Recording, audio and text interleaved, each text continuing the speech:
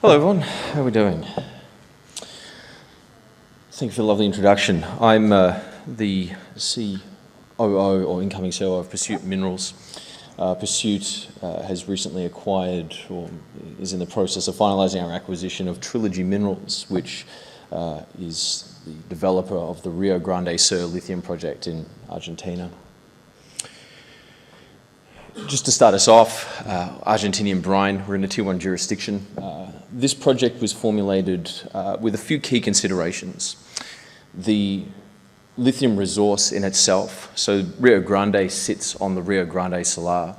So for us, when we were looking at acquiring this project, it was sitting on an already NI 43-101 inferred resource of 2.1 million tonnes lithium carbonate equivalent.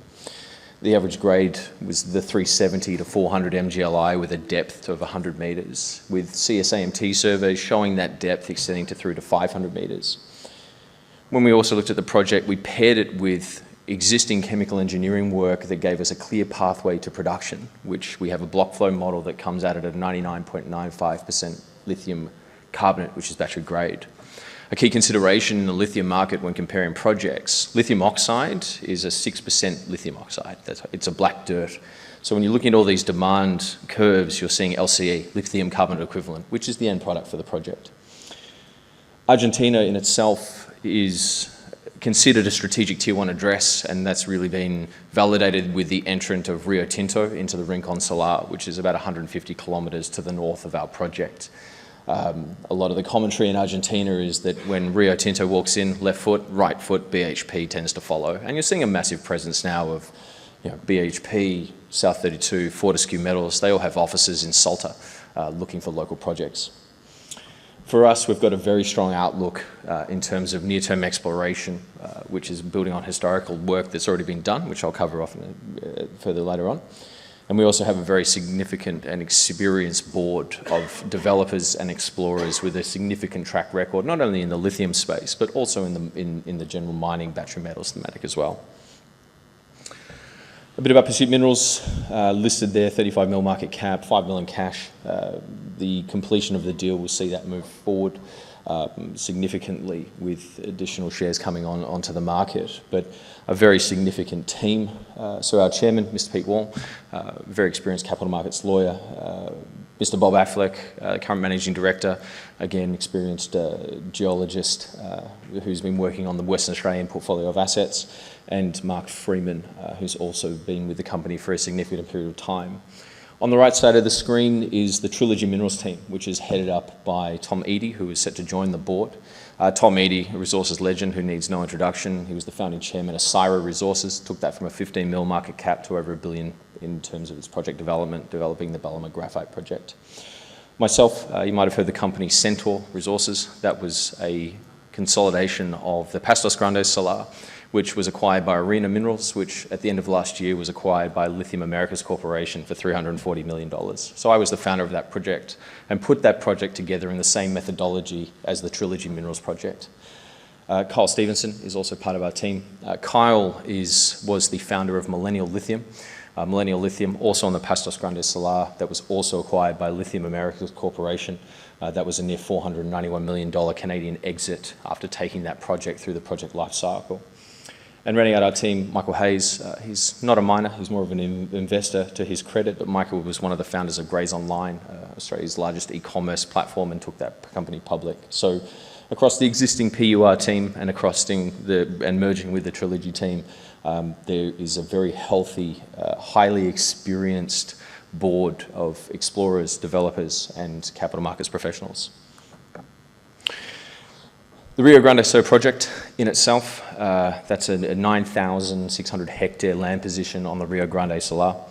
It's split into two sections, being the northern quadrant, which has got some very similar geological features to existing ASX companies such as Argosy Minerals and Galan, which we'll get into shortly. But also the southern quadrant, which is sitting firmly on the Salar halite surface with the lithium aquifers beneath. The Salar in itself has an already inferred NI 43-101 resource, which was mentioned before. But more importantly, it's in a solid region with quite a few good adjacent projects. So to our east, we have Levent, which is the oldest operating lithium carbonate mine in Argentina, which has been in operation since 1987. So the project sits in a region with a breadth of auxiliary infrastructure and with some very good neighbours. We're seeing now the Rio Grande salar is very similar to a lot of the major salars. There's nothing new. This is a mature salar similar to Hombre Muerto. You're starting to see the salar surface where you have an aquifer sitting below the halite, but we're also seeing evidence of the andesites and breccias allowing the alluvial plains to extend onto the alluvial cover. This is the resource statement from LSC Lithium. This is a public document that you can find on SADAR under their filings. We've just put that into Maptec Vulcan there, where you can see the distribution of the lithium grades. Majority of the drilling that was done on this was to the first 100 metres. Sorry, let's go back a slide. So, is that going back? There we go, yeah. So for the first 100 metres, you're seeing 2.1 million tonnes.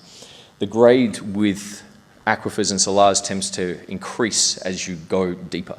Aquifers are not hard rock. They're a dynamic resource. Brine moves between a porous halite.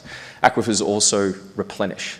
Some of the recordings of adjacent salars is a 10% replenishment rate year on year, as you have your hydrological inflow off the volcanics surrounding these salars. So for us, when considering the acquisition of this project, there was no uncertainty of lithium. We know there's lithium there. In fact, the CSAMT shows the lithium dropping to a 500-metre depth. You can see the brine in the red and orange and yellow colours, and you can see the red boundaries of our tenements with a cross-section, where you're seeing an east to west from a north-south trend line. We're also fortunate that the amount of drilling on the salar is quite significant. This salar is probably the most explored salar in terms of drill holes per square metre coverage out of the entire Argentina Puna. Rio Grande has a history going back to 2011 when it was explored by ADY Resources and then later taken on by LSC Lithium, which was a significant acquisition by Plus Petrol, and they had quite a large landholding headed by Pozuelos, which was purchased by Ganfeng for nearly $900 million late last year. For us, our project was very fortunate to have benefited from that historical work, where we have drill core intercepts on our main tenement that we're recording 391 and 395 MGLI of lithium, and that was to 100 metres in depth. Post-acquisition, we're basically looking to rehash a lot of that historical work and focus that purely on our project. We have TEM surveys that you can see planned for, which are on the left there, and then our CSAMT on the right with the Northern Quadrant. The TEM surveys on the left are our real priority. It's really about putting in pumping wells to quickly establish a measured resource. Again, lithium brines are different to hard rock, where the pumping well is what is used to establish a measured resource. You're not looking at distance between drill hole intercepts. Within that, it's actually less onerous in terms of drilling, as you might have seen on Galan Lithium. If you're a shareholder or a follower of Galan, they were able to establish a measured resource with 6 pumping wells rather than doing 60 cores going down. The Northern Quadrant was always purposed for us as an infrastructure tenement. For lithium brines, you need space for evaporation ponds, space for plants. The Puna in itself fortunately has a plethora of space if you can find it in the right areas. However, what we're seeing now in the Puna is a lot of the salars are starting to extend beyond that halite surface. So the geology is showing us that there's an extension of the alluvial plain underneath, and there's a few examples that we're seeing in that. So you're seeing Arena Minerals again. When we first pegged this ground, we estimated the Pastos Grandes salar would have a tail down to that southern tenement called Almafuerte. What we actually found was the brine ran all the way through under the outside of the halite. Again, Galan Lithium there in the middle, they've been able to peg a measured resource drilling off the centre of the halite salar. And again, Argosy Minerals right on the corner of Rincon, they've also found very similar geology. So our geology is showing us very similar intercepts to that. Again, for us, the project's a neat little project where we have the salar, the resource, and also the site that you can build your infrastructure on. Service roads running through are giving access to our tenements, which is key when putting these projects together. The real value that we've got is our ability to process. The processing and chemical engineering is no small feat from any company, and having an established block flow model that can take you from your raw brine, which is then evaporated, and then working through out to a battery grade product is really the key of any successful brine project. There's quite a lot of misconceptions about grade, about that you need 1200, 1400 mgLI. This isn't the case. Brines are a tricky resource. They often occur in close proximity to boron. A very well-known example is the Hombre Muerto Salar has Livent, you've got POSCO, but you've also got a small boron mine called Tinyasu, which used to be owned by Rio Tinto. Borons and lithium and boron are anesthetic. They occur in close proximity to each other, but in the processing you actually leach them both out, trying to cancel them. So for us, with this process, we're now looking at moving into a pilot stage where we'll be looking at a 100-ton scenario. We're just currently putting our foot on a plant that we can move up to site for that, and then building out a 2,000-ton scenario, very similar to the path that Argosy Minerals took on their journey to developing the Rincon project. Again, looking at the global brine resource comparison, we sit within our neighbours in the space. We have a lot of exploration upside. If you go back to where we are, we sit clearly within a resource that is already predefined from prior exploration work, and we'll do a lot of exploration work to bring that up to scale. Our grade we expect to jump, and we also expect our resource size to jump as well. We have an exploration target of about 400 to 700,000 tonnes. If you look in the lay of the land, that's about triple what Argosy Minerals has. There is scope to expand that, obviously, with sitting on a 2.1 million tonne resource. But we're right in the ballpark of where we need to be, and the key part for us is having that lithium, the processing already done. Where do we plan to go? We're looking to complete the acquisition. Argentina is a regulatory environment. Going through the paperwork there is no easy feat, but we're quite close to the end of it. From there, looking at submitting our EIAs for the drilling approval. We're very fortunate that some of the properties already have drilling permissions within their existing EIAs that allow us to expedite that process. The TEM survey is really showing us where to drill, so we'll have our lithology clearly identified, the best optimal locations for the drill cores to go down and start that pumping well process. We'll also be running the CSMT in the northern quadrant to have a look at what's underneath there, and that's a little bit exciting to see if it can actually have the same results as what Galan has shown at Hombre Muerto, again Argosy at Rincon. From there, once we've completed those, we'll commence our drilling campaign. We'll be looking at basically pumping wells, so moving to a measured resource, and declaring a maiden JORC resource. The target is towards the end of the year. Drilling campaigns for lithium are considered, in terms of lithium brine, are probably arguably shorter than your hard rock comparisons, as you're really just measuring a pumping well for approximately 30 days to understand the flow rates and the values there. We do have a commitment to ESG. Our sustainability is there in terms of our accounting, our transparency and accountability, working with the local governments. We already have had some dialogue with the Mayor of Tolar Grande, which is our closest town up in the Puna, but also working with the Mining Secretary and the local mining ministers as well. Our health and safety and security, very key, obviously working up at a remote level at 4,000 metres above sea level. You have to be on top of that.